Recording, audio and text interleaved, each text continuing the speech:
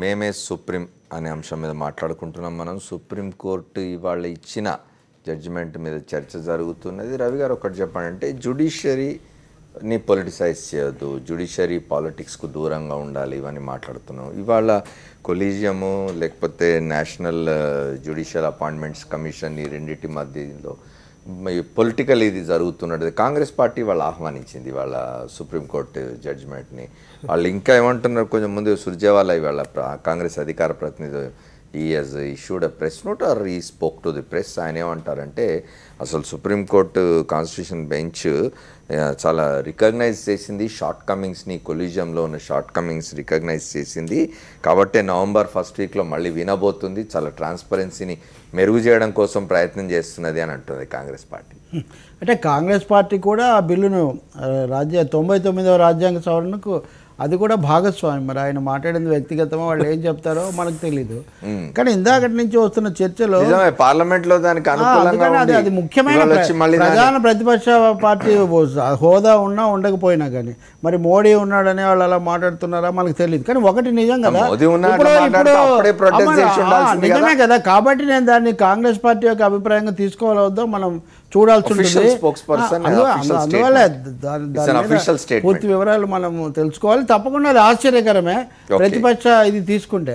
కానీ ఇందాక నుంచి చర్చలో ముఖ్యమైనది కోర్టులు ఇచ్చే తీర్పులు ఎప్పుడైనా ప్రజాస్వామ్య లౌకిక పునాదిని మరింత విస్తరించేట్టు, హక్కులు పెంచేట్టుగా ఉండాలి. ఇటీవల చాలా తీర్పులు, ఉదాహరణకు బాంధుల రాజ్యాంగ విరుద్ధంగా ఇట్లాంటివన్నీ వస్తున్నాయి కదా.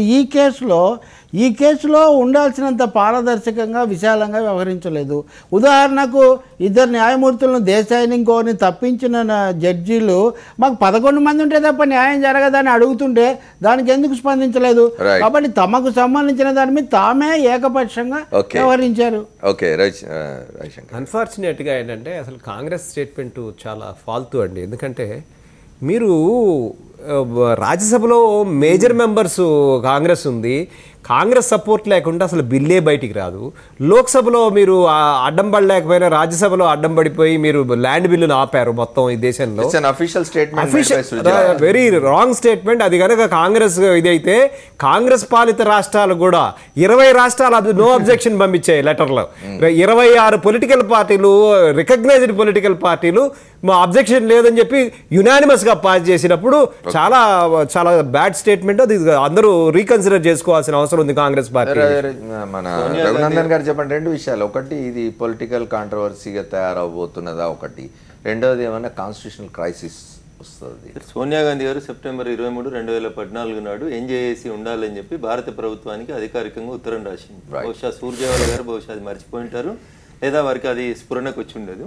సరే, కాంగ్రెస్ పార్టీ మళ్ళీ రేపు ఏమైనా వివరణ ఇస్తుందా? లేదు, మా స్టాండ్ ఇదే, మోడీ గారు తీసుకున్న నిర్ణయం కాబట్టి దాన్ని ఇందాక జట్మలాని గారు మాట్లాడినట్టు ఇది నరేంద్ర మోడీకి ఏదో చెంపపెట్టు అని చెప్పి రేపు పొద్దుగలటి నుంచి మాట్లాడతారా ఏందనే చూద్దాం. కానీ బిల్ అయితే ఒక్క మాట సుర్జేవాలా మీకు చెప్తాను, దాని మీద you can go further. Under no circumstances should elements within or outside the government venture into an atmosphere of confrontation between parliament and judiciary. ఇప్పుడు మేము కూడా జ్యుడిషియరీ తోటి గొడవపడాలని మేము కోరుకోవట్లేదు అమర్ గారు. జ్యుడిషియరీ వ్యవస్థలో ఉన్నటువంటి లోపాలని సరిదిద్దాలని చెప్పి భారతదేశ ప్రజలు కాశ్మీర్ నుంచి కన్యాకుమారి దాకా కోరుకుంటున్నారు. ఒకవేళ కొలీజియన్లో తప్పులున్నాయి, కొలీజియన్లో కొన్ని మార్పులు రావాలి, కొలీజియం మీద సవరణలు జరగాలనేటువంటి నిజమైన సదుద్దేశం సుప్రీంకోర్టు న్యాయమూర్తులకు ఉంటే ఆ కేసుని నవంబర్ 3కు పోస్ట్ పోన్ చేసి దీంట్లో ఎందుకు జడ్జిమెంట్ ఇస్తారు సార్? దాంట్లో సవరణలు ఏంది, సూచనలు ఏంది వినాల్సింది. ఇందాక రవి గారు చెప్పినా ఇంకెవరు చెప్పినా అవన్నీ విన్న తర్వాత అది మీ స్థాయిలో లేదు, లేదా మీ పరివిలో లేదు, లేదా మీరు జడ్జిమెంట్ రాయడానికి కేశవానంద భారతి జడ్జిమెంట్ అడ్డం వస్తుంది అని నిజంగా మీరు ఫీల్ అయి ఉంటే, నిజంగా మీ మీద మీకు విశ్వాసం ఉన్నట్లయింటే ఎందుకు 11 మందితోటి బెంచ్ కాన్స్టిట్యూట్ చేసి దానికి ఎందుకు పంపడానికి మీరు హెసిటేట్ చేసినారు? ఇంత ఆగమాగం జడ్జిమెంట్ ఇవ్వాల్సినటువంటి అవసరం ఏముంది? ఎందుకు ప్రిజుడిస్ అయ్యి ముందు నుంచే దీని మీద బయట కామెంట్స్ చేయాల్సినటువంటి అవసరం ఏమొచ్చింది? ఎక్సెప్షనల్ గా అండి, ఎక్సెప్షనల్ గా ఇది మోర్ దాన్ 1000 pages జడ్జిమెంట్. అప్పుడే సుర్జీవాలా గారు చదవటం, దానికి ఎక్స్ప్లెనేషన్ ఇవ్వటం, ఆయన చెప్పేయటం కూడా ఇంపాసిబుల్ అండి. ఎవరు ఇంతవరకు కాపీ కూడా వచ్చి ఉండదు. More than 1000 pages. అంటే మీరు ఇప్పుడు ఆపరేటివ్ పార్ట్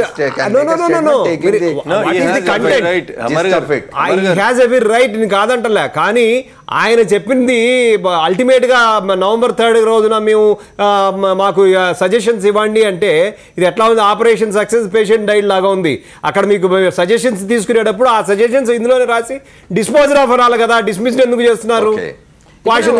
ఇందాక రామచంద్రరావు గారు అన్నట్టుగా ఈ రాజ్యాంగ సవరణ కొట్టేయడంతోనే కొలీజియంకి ఏమి శాంక్టిటీ రాదండి. రేపు మళ్ళీ ప్రభుత్వం సూచన ఇవ్వాలి, దానికి ఏదో ఒక విధమైన చర్చ జరుగుతుంది. ఘర్షణని ఈ తీర్పుతో ఆహ్వానించారని కూడా మనం చెప్పొచ్చు. రాజ్యాంగ సవరణ ఘర్షణ కాదు, సుప్రీంకోర్టు దాన్ని కొట్టేయడం కూడా ఘర్షణ. సార్ నేను అదే చెప్తా ఉన్నాను మళ్ళీ, when you are saying that today's NJAC is unconstitutional, then a person like me can also question you, if collegium is not there in the act, if the collegium is not passed by the parliament, how can you say that it is a convention, we will practice like this, whatever you want to practice? A Supreme Court, nobody shall be a judge in his own course. నాకు judge కావాలని ఉంది, నేను ఎవరినో బాసన దోమి అంట్లు దోమి వాళ్ళ ఇంట్లో పని చేసే వాళ్ళని కాకబట్టి నేను జడ్జిని అయిపోతాను మెసేజ్ తీసుకెళ్ళడం ఎట్లా? జ్యుడిషియరీ అట్లా ఎట్లా తీసుకోపోతే ఏం స్వతంత్రం ఉంది, ఏం ఇండిపెండెన్స్ ఉంది? This is very unfair. అది దీంట్లోపల రాజకీయ పార్టీల ప్రమేయం ఉంది. రాజకీయ పార్టీ లేకపోతే దేశం లేదు, ప్రజాస్వామ్యం లేదు. నేను ఇందాక చెప్పినా మళ్ళీ చెప్తా ఉన్నా, రేపు మీకు 100 రూపాయలు జీతం పెంచాలంటే మేమే పెంచాలి.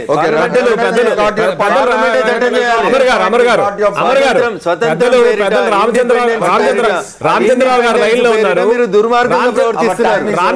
రామచంద్రరావు గారు లైవ్ లో ఉన్నారు. ఈ దేశంలో constitution is sovereign, not the parliament. కాబట్టి సావరిన్ స్టేట్ అని మనం చెప్పుకున్నా కూడా constitution is sovereign, not the parliament. కాకపోతే కోర్టు కూడా పార్లమెంట్ కూడా, కోర్టు పార్లమెంట్ కాన్స్టిట్యూషన్ బద్దంగా పనిచేయాలి.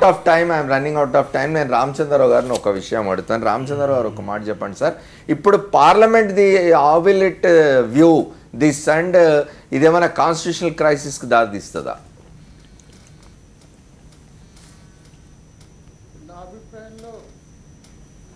దీన్ని ఈ ఇప్పుడున్న జడ్జిమెంట్ను సార్ లార్జర్ బెంచ్ కూర్చొని ఓవర్ రూట్ చేసేదాకా పార్లమెంటుకు ఆర్టికల్ 142 కింద కేశవానంద భారతి లా, దాని కింద ఈ 99th అమెండ్మెంట్ వీళ్ళు కొట్టేశారు. ఈ జడ్జిమెంట్ 4 ఇచ్చిన 5 ఇచ్చిన కాన్స్టిట్యూషన్ బెంచ్ జడ్జిమెంట్. ఈ జడ్జిమెంట్ని గెట్ ఓవర్ అయ్యేందుకు పార్లమెంట్కి ఇప్పుడు కష్టం. దీన్ని చేయగలిగిన పని ఏంటంటే లార్జర్ బెంచ్ కూర్చొని దీన్ని ఓవర్ రూల్ చేయాలా, రివ్యూ చేయాలా, అంతకుమించి మార్గం లేదు. పార్లమెంట్లో చేసే పద్ధతి లేదు. దీంట్లో ఉండే లోపాలు కొన్ని అప్పుడు సవరించే వీలుంటుంది. కానీ ఈ జడ్జిమెంట్ మటుకు మంచో చెడో మనకు అడ్డం పడుతూనే ఉన్నది కదా అందరికీ. దీన్ని ఎట్ట గెట్ ఓవర్ కావాలా? పార్లమెంట్లో కొత్త లా పెట్టడానికి వీల్లేదు, కాన్స్టిట్యూషన్ అమెండ్మెంట్ మళ్ళీ పెట్టడానికి వీల్లేదు. ఎందుకంటే ఆ కాన్స్టిట్యూషన్ అమెండ్మెంట్నే కొట్టేశారు.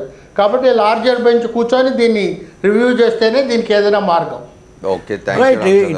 రివ్యూ అంతవరకు ఇది తుది వాక్యం కాదు. రవి గారు, ఇదేమన్నా మోదీ ప్రభుత్వానికి కొంత అంటే వ్యతిరేకమైన ఇది అంటే అలా అనలేమో. సుబ్రహ్మణ్యం అనే జడ్జి ప్యానెల్లో ఉన్నప్పుడే ఈ చర్చ మొదలైన మాట నిజమే. కానీ ఇది మోడీ ప్రభుత్వం ఏముంది, అన్ని పార్టీలు పార్లమెంట్లో బలపరిచాయి కాబట్టి ఇది రాజకీయ వ్యవస్థకు అట్లాంటి ఘర్షణ వస్తే చట్టసభకు న్యాయ వ్యవస్థకు మధ్యలో రామ్ జెత్మలానీ లాంటి అంత సీనియర్ స్టేట్మెంట్ మీరు విన్నారు. Ram Jethmalani is known for vitriolic and controversial statements, అది మనం గుర్తుపెట్టుకోవాలి. కానీ ఒక్క విషయం అమర్ గారు, పెద్దలు రామచంద్రరావు గారు ఉన్నారు.